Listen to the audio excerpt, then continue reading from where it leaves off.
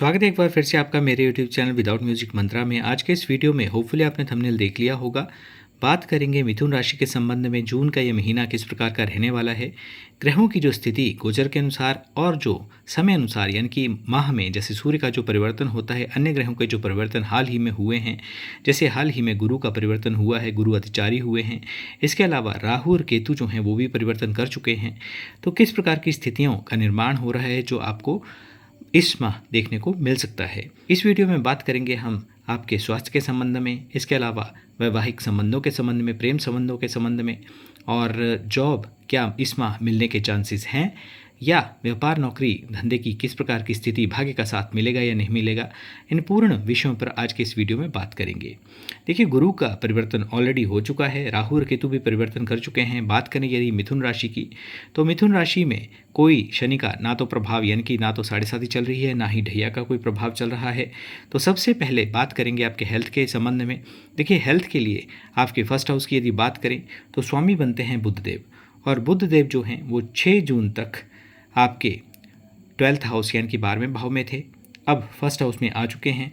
तो first house में आने के कारण देखिए, आपका ऊपरी हिस्सा, मन मस्तिष्क का जो हिस्सा होता है, स्पेशली जो सर का हिस्सा होता है, वहाँ पर कहीं ना कहीं वेदना यानी कि सर दर्द या माइग्रेन जैसी समस्या से यदि आप जूझ रहे हैं तो उसका एक बढ़ने की संभावना जरूर बनती है।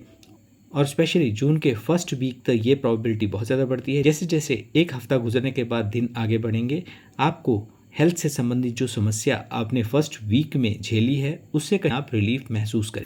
और स्पेशली 15 जून के पश्चात जब सूर्य का परिवर्तन होगा तो किसी भी प्रकार की हेल्थ की कोई मेजर समस्या आपको नहीं होने वाली है, यानी कि स्वास्थ्य के लिहाज से आपके लिए ये माह अच्छा ही रहने वाला है। बात करें यदि शिक्षा के संबंध में, तो देखिए, शिक्षा के जो स्वामी हैं वो बनते हैं आपके शुक्रदेव।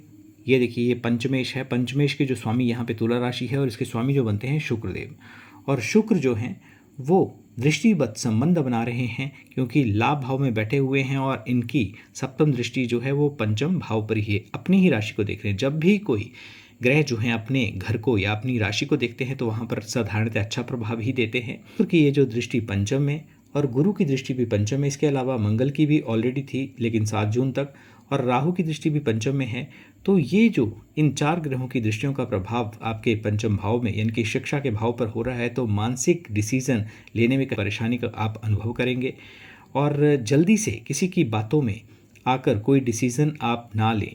मिथुन राशि है, देखिए, आपकी वैसे भी द्वि स्वभाव राशि है, यानी कि ड्यूल माइंड, ये करूं या वो करूं, इस तरह की स्थितियों में आप उलझे रहते हैं, भ्रमित स्थितियां बनेंगी। लेकिन विश्वास के साथ एक डिसीज़न जो भी आपको अच्छा लगता है या उसके लिए आप एक आश्वस्त हैं, कॉन्फिडेंट हैं, तो यदि आप एक डिसीज़न लेते हैं तो आपके लिए अच्छा रहेगा। और किसी भी प्रकार की कोई कन्फ्यूज़न शिक्षा के संबंध में या जो भी आप पढ़ाई कर रहे हैं उसके संबंध में कोई भी कन्फ्यूज़न नहीं रखनी है। अब बात करते हैं प्रेम संबंधों की। देखिए, प्रेम प्यार की यदि बात करें तो फिर आपके पंचम हाउस को ही देखना पड़ेगा, और यहाँ शुक्र जो हैं आपके वो आपके लाभ भाव में विराजित हैं, लेकिन फर्स्ट हाउस में आपके गुरु भी विराजित हैं। और गुरु आपके फर्स्ट हाउस में आ गए तो जीवन में अपना जो एक स्वभाव है उसमें परिपक्वता यानी कि मैच्योरिटी को आप महसूस करेंगे।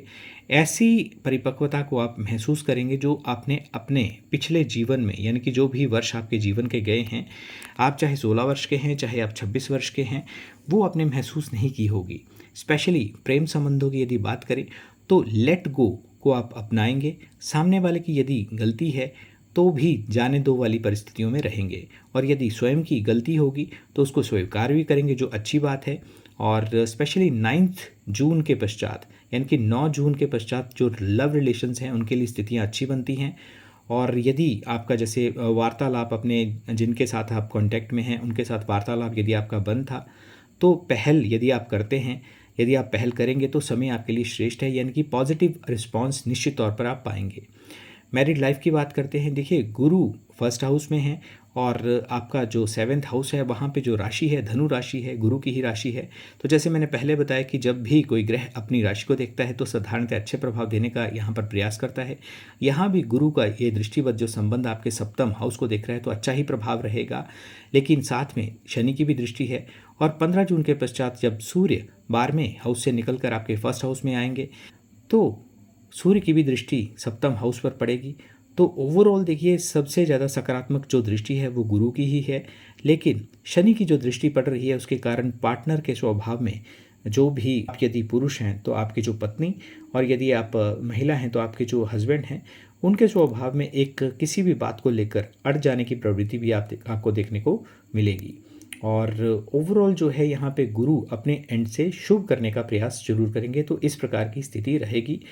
यदि कहा जाए तो 60 से 65% स्थिति जो है वो सकारात्मक है, और अकेले जो देवगुरु बृहस्पति हैं उन्होंने ही ये संभाली हुई है। प्लानिंग भी कर सकते हैं किसी भी विषय को लेकर, यदि आप कहीं ट्रैवल करना चाहते हैं या कहीं या भविष्य की योजनाओं से संबंधित किसी भी प्रकार की कोई प्लानिंग करना चाहते हैं तो समय अच्छा है, श्रेष्ठ है, और रिजल्ट्स जो है वो पॉजिटिव रहेंगे। सिर्फ एक अकेले गुरु ही हैं जो कंफर्म रूप से आपको पॉजिटिव सकारात्मक ऊर्जा यहाँ पे फर्स्ट हाउस में बैठकर प्रदान कर रहे हैं आपके वैवाहिक संबंधों के विषय में। बात करते हैं सबसे महत्वपूर्ण विषय यानी कि भाग्य के संबंध में, करियर के संबंध में, जॉब और बिजनेस व्यापार धंधे के बारे में। देखिए भाग्य भाव के जो स्वामी हैं वो बनते हैं शनि, और इसके अलावा देखिए भाग्य भाव में राहु भी विराजित हैं। 18 वर्ष के पश्चात यहाँ पर राहु आए हैं और शनि भी केंद्र में हैं।